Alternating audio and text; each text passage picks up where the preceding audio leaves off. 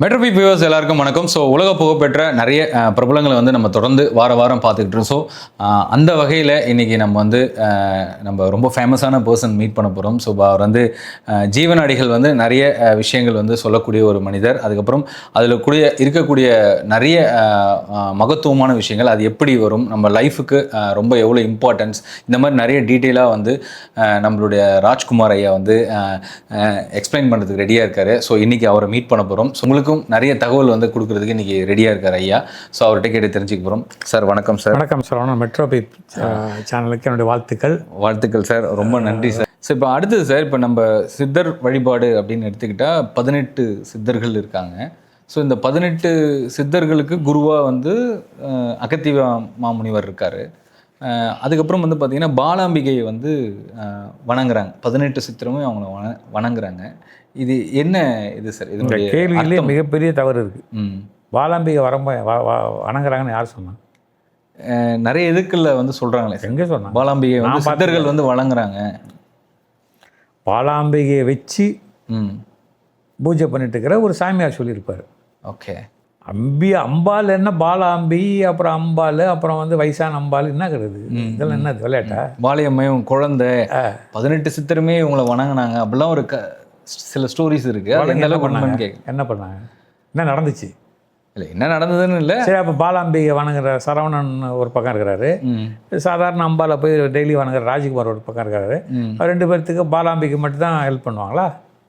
எல்லா கடவுளும் ஹெல்ப் பண்ணுவாங்க. அப்புறம் என்ன, இதெல்லாம் வந்து இங்கிலீஷில் சொன்னால் மார்க்கெட்டிங் டெக்னிக்ஸ்.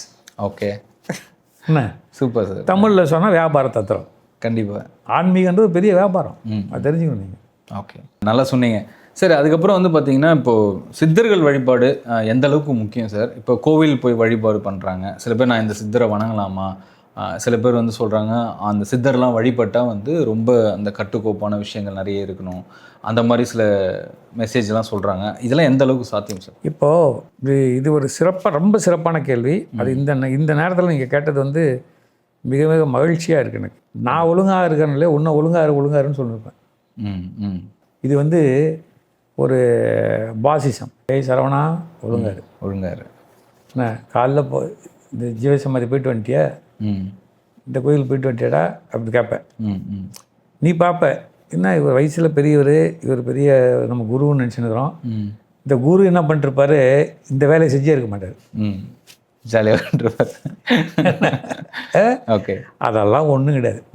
ஒரு குழந்தைய பாரு, ஒரு பிறந்த ஒரு 3 மாத குழந்தைய பாரு, அது என்னென்ன செய்யுது அதை மட்டும் செய், அதுவே போதும். முடிஞ்ச போது போய் மினிமம் ஒரு 15 நிமிஷம் இருந்துட்டு போங்க. ஓகே. ஏதாவது ஒரு கடையில் ஒரு 4 இட்லி கிடச்சி வச்சுங்க, 4 இட்லி இல்லை ஒரு பொங்கல், ஒரு வடை, ஒரு 3 பொட்டலம் கிடச்சதா வாங்கி வச்சுக்கங்க. என்னன்னு பார்க்காத, டக்குன்னு கொடுத்துரு.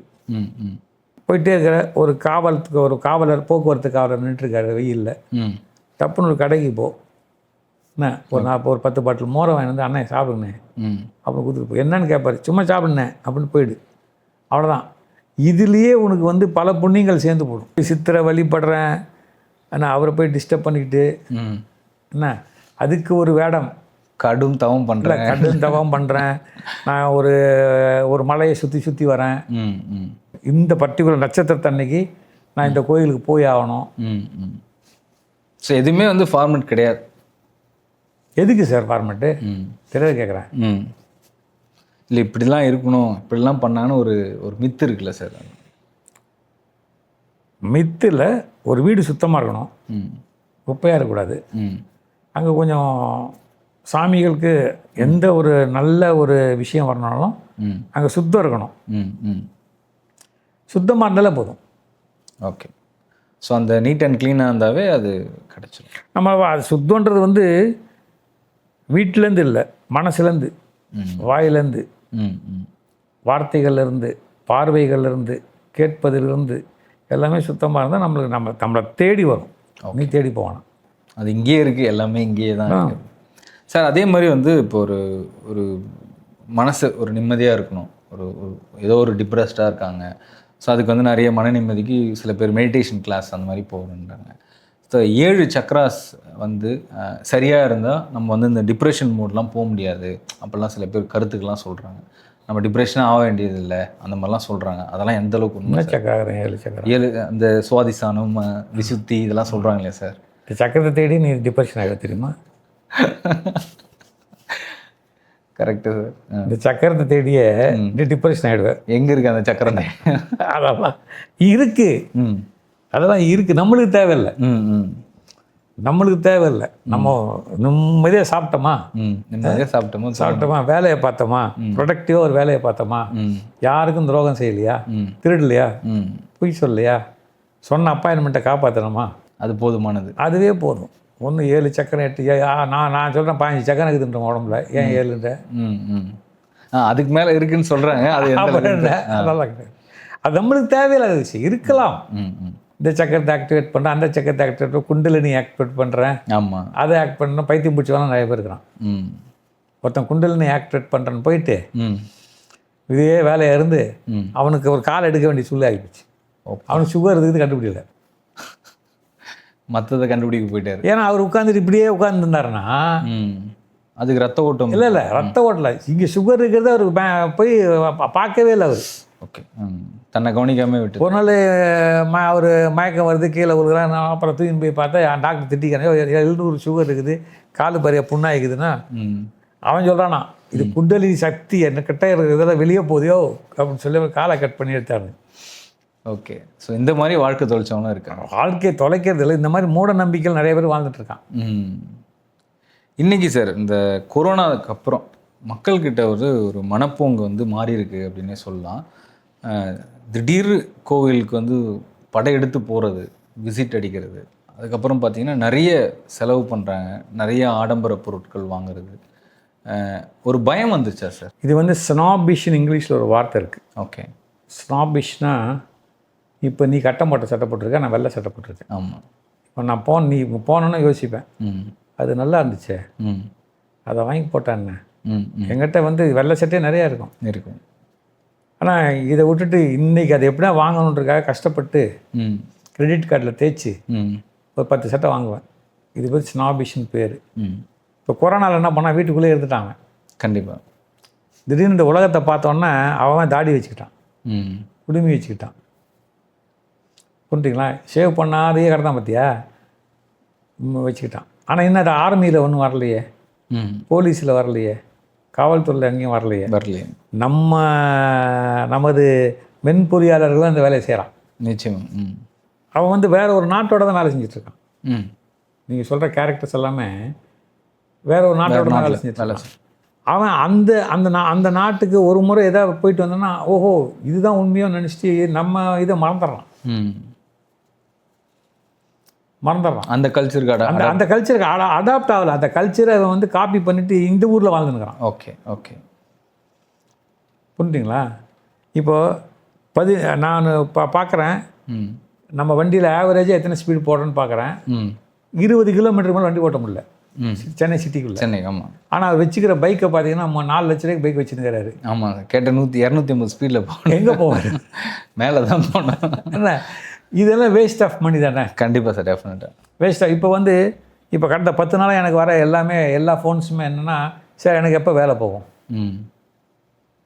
நான் 2 லட்சம் போயிட்டு சம்பளம் வாங்கியிருந்தேன், 3 லட்சம் சம்பளம் வாங்கியிருந்தேன், ஒன்றும் சொல்ல முடியாது. இப்போது நமது நாடு பாரம்பரியமாக விவசாய நாடு. ஆமாம். இப்போ சரவணுக்கு ஒரு 10 ஏக்கர் நிலம் இருந்துச்சுன்னு வச்சுக்க, இங்கே உட்காந்தே இருக்க மாட்டேன். கண்டிப்பாக சார், ஊருக்கெல்லாம் என்ன, எனக்கு ஒரு 10 ஏக்கர் இருந்தால் நான் உன்னை பார்க்கவே மாட்டேன், ஃபோனே எடுக்க மாட்டேன். நான் போட்டு அழகாக போயிட்டு மக்காச்சோளத்தையும் கம்பியும் போட்டு எக்ஸ்போர்ட் பண்ணிட்டு, இல்லை பாக்கு மரத்தை போட்டு எக்ஸ்போர்ட் பண்ணிட்டு கவர்மெண்ட்டுக்கு வந்து அக்ரிகல்ச்சர் டாக்ஸே கிடையாது. கண்டிப்பாக. இல்லை அரைக்காசு உத்தியோகம், அரசாங்க உத்தியோகம் இருந்தால் நிம்மதியாக இருக்கலாம். நம்ம guest workers, so called guest workers, வட இந்தியக்காரர்கள் வந்து கரெக்டாக தான் வேலை செஞ்சுட்ருக்கிறான். ஆமாம், அவனுக்கும் அதே வந்து மூளை தான் இருக்குது, நம்மளுக்கு அதே மூளை தான் இருக்குது. நம்மளால் உட்காரனா வேறு கடையில் போய் நிற்கிறான் சாயங்காலத்தில். கண்டிப்பாக. இவன் அப்படி கிடையாது, 1 இயர் இங்கேயே உட்காந்து இங்கேயே சப்பாத்தி போட்டு சாப்பிட்டு இருந்து போயிடலாம். இதெல்லாம் என்ன காரணம்னா, இதுக்கு கொரோனாவுக்கும் ஒன்றும் சம்மந்தம் கிடையாது. உளவியெல்லாம் மாறிட்டாங்களோ? உளவியெல்லாம் மாறல. இவன் வந்து ஸ்னாபிஷன் சொன்னோம் இல்லையா, ஓகே, காப்பி பண்ணுறான் வேற ஒரு விஷயத்த. இப்போ எப்படி நம்ம இங்கிலீஷ் படத்தை தமிழில் மொழிபெயர்த்து பார்த்துன்னுக்குறோம், ஆமாம், டப் பண்ணி வர மாதிரி பண்ணி பார்க்குறாங்களே, அதுவே So, அவங்க அதை வந்து லைஃப் ஸ்டைலாக எடுத்துக்கிட்டு பண்ணுறாங்க. இப்போ நீங்கள் பாருங்கள் ரீல்ஸில் பார்த்துங்க, சும்மா என்னுடைய இணைந்து பதிவு புரிகிற காவல்துறை நண்பர்கள் காமிப்பாங்க. சரி பாருங்கள் சார், ஒரு பொண்ணு கிட்டத்தட்ட 1 வருஷமாக ஆடினுக்கிறா, அதே மேட்ரை அதே இதை ஆடினுக்கிறா, என்ன தான் பண்ணுவா? அப்போது ஒரு காவல்துறை நண்பர்கிட்ட சொன்னேன், அப்பா இந்த பொண்ணு அநேகமாக 5ஆம் கிளாஸ் கூட படிச்சிருக்காது. இது போட்டுக்கிற ட்ரெஸ்ஸு, இது உன்னுடைய உடல், இதனால இந்த பொண்ணு ஆடி பார்க்குது, பாவம் யாராவது வியூஸ் பார்த்து ஏதாவது வந்தால் உண்டு, நீயும் பாருப்போ, வேறு வழி இல்லை. கண்டிப்பாக அது ஒரு மாதிரி உளவு ரீதியாக மாறிட்டாங்க, உளவியல் ரீதியாக மாறிட்டாங்கன்ற உண்மை தான். சரி, இப்போ எங்கே பார்த்தாலும் செல்ஃபி இந்த மாதிரி போயிட்டாங்க. நிறைய இப்போ கோவில்லாம் நீங்கள் சொன்ன மாதிரி கோவிலில் போனால் சாமியை கும்பிடாமல் ஃபோனை தான் பார்த்துட்டு இருக்காங்கன்னு. ஸோ இப்போ அதையும் பார்க்குறோம், நிறைய கோவிலில் க்யூ நிற்கிது. அந்த க்யூவில் அந்த டைம் பாஸில் ஒரு சில பேர் ஸ்லோகம் படிக்கிறாங்க, அதில் 90% வந்து பார்த்தீங்கன்னா ஏதாவது ஃபோனு. ஏங்க மனமே ஒரு கோயில், என்ன நட்டக்கல்லை வைத்து 4 பூவை சாத்தினா நான் வருவான்றாரு சிவபெருமான். நீ எதுக்கு கோயில் போகிற? ஓகே, எதுக்கு கோயில் போகிற? அதாவது அவர் தானே சொன்னார், ஒரு நட்டக்கல்லை வெயி அங்கே 4 பூவை சேர்த்து வாப்பான்னு கூப்பிட்டு நான் வரலன்னு கேள்வி. கண்டிப்பாக என்ன நீ எதுக்கு பாவம் இங்கேருந்து திருச்செந்தூர் போகிற, இங்கேருந்து இங்கேருந்து வடபழனிக்கு போ, அதே முருகன் ஏமா அதே முருகன் தான் அங்கே இருக்கார். எதையாவது அடைஞ்சிடணும் சார். ஆசை, அந்த ஆசை நீங்கள் பாருங்களேன், பல பெரிய மனிதர்கள் கையில் பாருங்கள் இவ்வளோ கயிறு கட்டியிருப்பாங்க. ஆமாம், பார்த்துருக்கீங்களா? நான் பேர் சொல்ல விரும்பலை, நானே பார்த்து மிரண்டு போயிருக்கேன். இவ்வளோ கயிறுலேயும் அந்த அழுக்கு ஏறிச்சுன்னு வச்சுங்களேன், அந்த அழுக்கில் ஒரு கிருமி ஏற்பட்டுச்சுன்னு வச்சுங்களேன், ஸ்கின் டிசீஸ் வந்துடும். கண்டிப்பாக. அப்போது அவனுக்கு எவ்வளோ பயம் இருக்குது, எவ்வளோ ஆசை இருக்குது, நீங்களே முடிவு பண்ணி. கண்டிப்பாக சார். சார் அப்புறம் எங்கேனாச்சும் சிவபெருமான் கயிறு கட்டியிருக்காரா? இல்லை இல்லை. எங்கேயாவது அகத்தியர் கயிறு கட்டியிருக்காரா? ஒன்றும் கிடையாது. நம்மால் போகிற கயிறில் போகிற இடத்துலாம் கலர் தான் கயிறு கட்டியிருப்போம். ருத்ராட்ச மாலை, கருங்காலி மாலைன்னு ஏதோ போயிட்டாங்க, எல்லோரும் அப்டேட் ஆகிட்டாங்க. சார் இப்போ ஒரு வீட்டில் ஒரு நல்ல ஒரு சுபிக்ஷம், ஒரு மகாலட்சுமி கலை வரணும், ஒரு நல்ல விஷயங்கள் நடக்கணும் அப்படின்னா என்ன ஒரு பேசிக்கான விஷயம் பண்ணலாம் சார்? வீடை ஃபஸ்ட்டு சுத்தமாக வச்சுக்கணும். ஓகே. வீட்டில் ஏதாவது சின்னதாக ஒரு மந்திரம் ஒழிச்சிட்ருக்கணும். கண்டிப்பாக சாம்பிராணி போடணும். சாம்பிராணி ரொம்ப மஸ்ட். ஆமாம், சுத்தமான சாம்பிராணி போடணும். வெண்கடுக்கு போடணும். அட்லீஸ்ட் வாரத்துக்கு 3 முறையாவது வீட்டுக்கு திருஷ்டி சுற்றி போடணும். வாரத்துக்கு 3 முறை. ஆமாம். வீட்டில் வந்து தேவையில்லாத சண்டைகள் வரக்கூடாது. சரவணனோட மனசு எனக்கு என்னன்னு தெரியுது, அது எப்படி சார் வராது? கிராஸ் பண்ணிட்டு நீ பாட்டு சொல்கிறே சார், வருதே சார், வருதே சார். அதுக்கு மௌனமே சிறந்த பாஷை. ஓகே, கண்டிப்பாக நான் ஃபாலோ பண்ணுறது அதுதான் சொல்கிறாங்க சார். ஆனால் வரும்போதே நம்ம மக்கள்லாம் கேட்பாங்க, எங்கே போனீங்க?